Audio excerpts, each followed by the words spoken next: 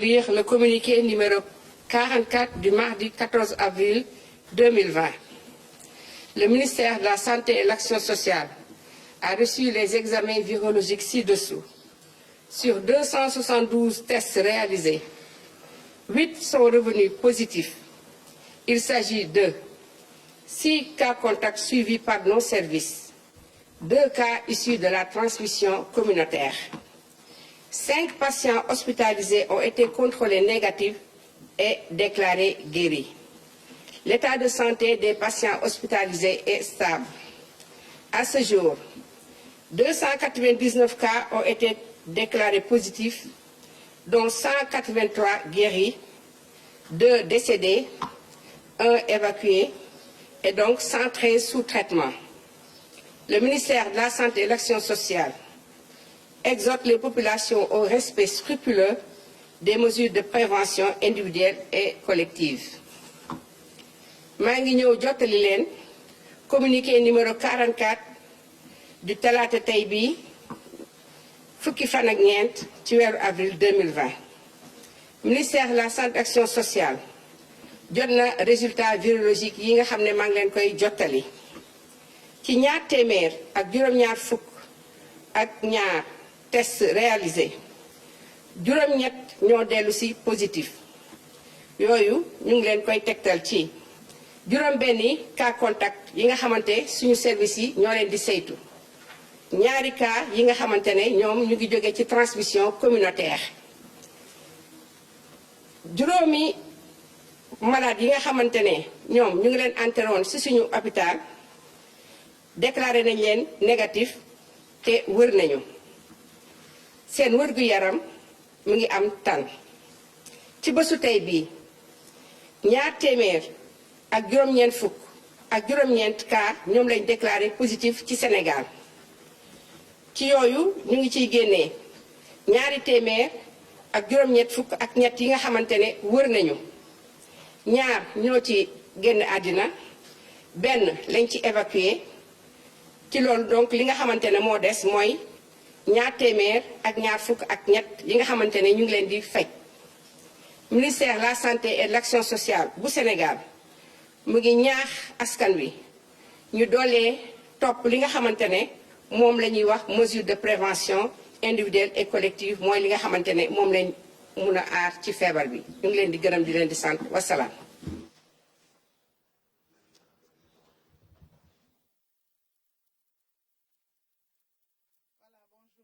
Issa Thioro Gueye, bonjour Ismaël Diop, bonjour à tous.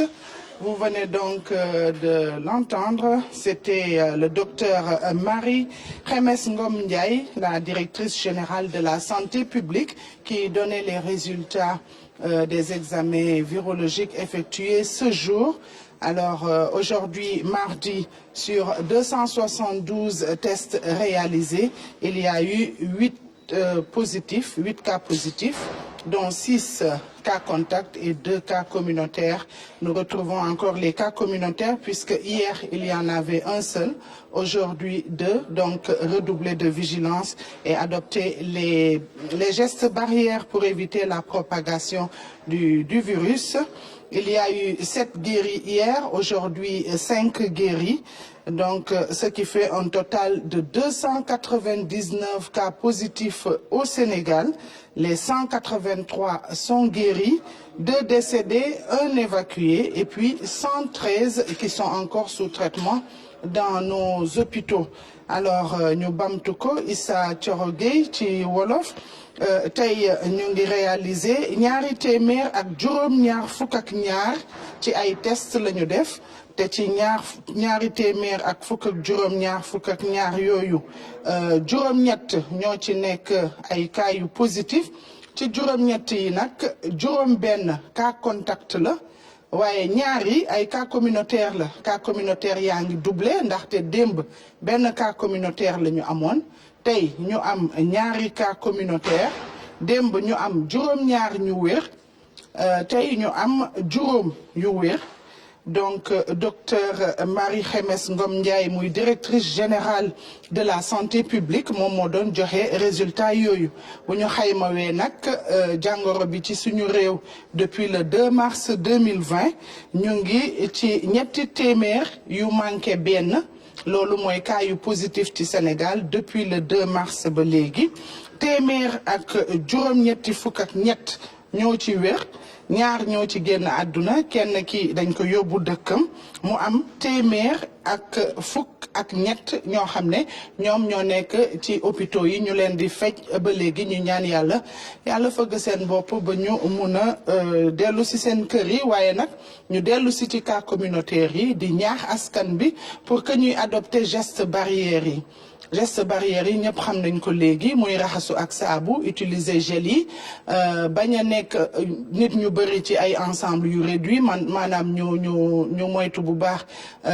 rassemblement yi et puis aussi wàññi lu bëri tamit dem ak dikk bi sauf bu fekkente ne vraiment lu am solo la nit ki di dox voilà Issa Thioro Gueye ce qu'on pouvait retenir de ce que docteur Marie Khemesse Ngom Ndiaye, la directrice générale de la santé publique, a donné aujourd'hui comme information. waaw François ñu ngi lay jaajëfal juste avant ngay dem ñu poser la question rek di wax ne yow da nga yëngatu bu baax ci wàllu tàggat yaram et on le voit un peu partout au Sénégal récemment defoon nañ ay reportages ci marché yi ak ci plage yi mais de plus en plus boo ñëwee da ngay gis yenn dëkk yi jeunes yi dañuy dajaloo donc rassemblement yooyu di war a mën a favoriser cas communautaire bi ci wàllu sport yow yan kàddu nga yëkkati wax ko population bi pour ñu gën a mën a jàpp conscience ci li nga xamante ne moom mooy possible propagation lii di cas communautaire yi. dëgg la Issa li nga wax sax dëgg bu wér péng la ndaxte démb rek gis naa ay xale yoo xam ne ñu ngi doon foo ci ay terrain sama yaram daw parce que dama ni est-ce que ñi ils sont conscients de feebar bi am ci réew mi donc je pense que ñëpp def nañu ay appel ñëpp ñu ngi demander nit ñi ñu toog seen kër waaye ba léegi il y a des poches de résistance yooyu ci marché yi la ak ci du sax booru plage kese mais ci terrain vague yi nekk ci quartier yi nit ñaa ngi continuer di football foofu di def seen passe-temps favori waaye ñooñu dañ leen di wax rek ne il faut ñoom aussi ñu adopter barrière yooyu ñuy wax parce que propagation maladie bi dafa gaaw ba pare koo gisanteel wala koo jox loxo wala koo waxal rek yow boo amee doomu jàngoro bi il faut ñu dem mettre ñooñu ñëpp en quarantaine day nekk ay nit ñu bari surtout nag ci affaire football nga xam ne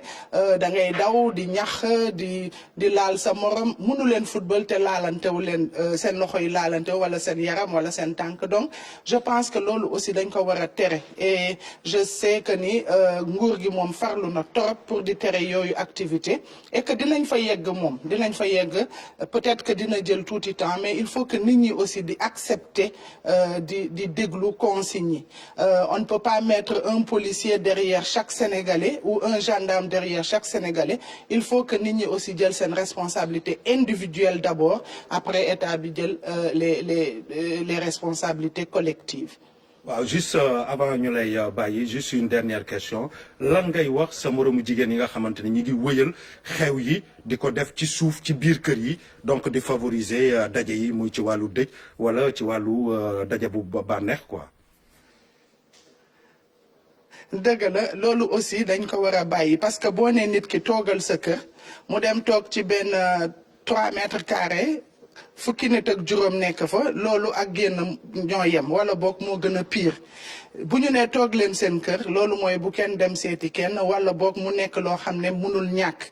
mais ay dëj ay ngénte vraiment ñun nañu xeex lii nga xam ne mooy virus bi mu war fi jógee ba pare après on aura tout le temps di dem ay xew ak yooyu man sama moromu jigéen ñi daal loolu laa leen di wax et je pense que l'appel est entendu ñoom ñooy dem ci marché yi bu njëkk ba marché yi dafa doon fees dell waxoon naa fi benn marché bu ma duggoon sama yaram j'ai eu froid au dos mais je pense que léegi mu ngi wàññeeku de plus en plus parce que dañuy tëj marché yi yenn heures yi ensuite dafay am aussi mesure de prévention ci buntu bi booy dugg ñu jox la gel et tout nit ñi dañuy ndugg li ñuy ndugg dem seen yoon mais nag toogaay bi aussi ci biir kër yi di xawaare loolu tamit benn la rek ak génn wala dem ci marché yi donc loolu aussi dañ ko war a moytu bu baax a baax comme ça virus bi dootul propagé wu ci biir réew mi. Françoise ñu ngi lay jaajëfal rafet na ñu ngi lay ba pare Issa Thioro Gueye nag il faut dire aussi que médecins yi tamit ñu ngi guddeeg bëccëg ci au chevet des populations ndaxte boo gisee nombre de guéris yi rek nga xam ne dañoo farlu torop ci di leen jàppale avec beaucoup de sacrifices mais quand même il faut toujours continuer à les encourager. C'est vrai que ñu am ay guéris baax na mais ñu bañ a am malade du tout moo gën donc ñun ñoo war a jël suñu motuwaay aussi pour que ñu bañ a bàyyi virus bi mu propagé wu ci biir réew mi.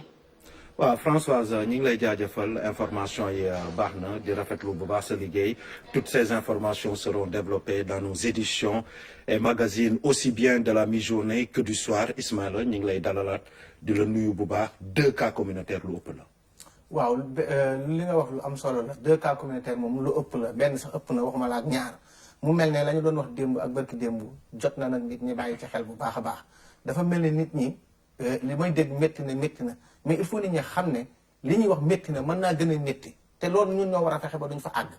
xeex cas communautaire yi nga xamee ne seetlu nañ ko bu njëkk dañ doon jël yëf yi naan ñi ko fi indi léegi nag nekkatul ñu ko fi indi ñun ñii la ñun ñoo feebar comme nag ñun ñoo feebar virus baa ngi suñu biir kenn xamul ci kum ne ak kum newul cooli mooy li nga wax mooy dëgg mooy bàyyi xel toogaay bi ci kër gi ñaareel bi mooy xew yi ngay wax ñu bàyyi football bi nekkee ci plage yi bala ñoo àgg foo xamee dana gën a métti ci ñun parce que nii mënuñu ci dund ñaar mooy waxoon naa ko fii danaa ko waxaat mooy virus bi ñun ñoo jël suñuy responsabilité sacrifier ko wala mu sacrifier ñu rek léegi nag bu fekkee virus bi moo ñu gënal suñu bopp ñu xam bu fekkee ne nag ñun ñoo gënal suñu bopp virus bi ñu xam mais li nga wax mooy dëgg mooy policiers yi li nga ci wax keroog bi nga waxee wax ji mooy gis na ñoo ngi dugg ci koñ yi loolu lu am solo la mais nit ñi ñoo war a taxawaay boo xam ne duñ puus sax policiers yi ñuy dugg ci koñ bi di xool nit ñeeg yooyu ñaareel bi mooy xew yi nga xam ne dañ koy organiser ci ay terrasse ak yenn yi ñu bàyyi ko moyu ndaje mi sinon danañu àgg foo xamee ne du gënal kenn te boobaa it danañu teg loo xamee ne danañu ko tegoo ci nii wala ci nee comme yàlla def na guddi la ñuy wax toog leen seen kër fu ñu war a dem nañu toog jàpp suñu njàmbur xeex feebar bi mu jógee fi ci nu mu gën a gaawee. Ismaïla ci looy daaneel. mooy ñu gën a góorgóorlu xeex ak lii ñuy wax cas communautaire yi te kenn ku ne jàpp ne feebar baa ngi sa moroom kon coow li mooy du rek ki nga jàkkaar lool mën na la ko wàll yow mën nga ko wàll. kon fi ni toll nañ foo xamee ne maanaam feebar bi nekkatul loo xam ne jéggaani nañ ko indi ko moo ngi suñu biir moo ngi ci man moo ngi ci keneen kenn ku ci ne na jël ay matuwaayam balaa yëf yi di ëppi loxo. 6 cas contacts, 2 cas communautaires, c'est l'information du jour. Merci d'avoir suivi. Ba suba jàmm, Inch'Allah.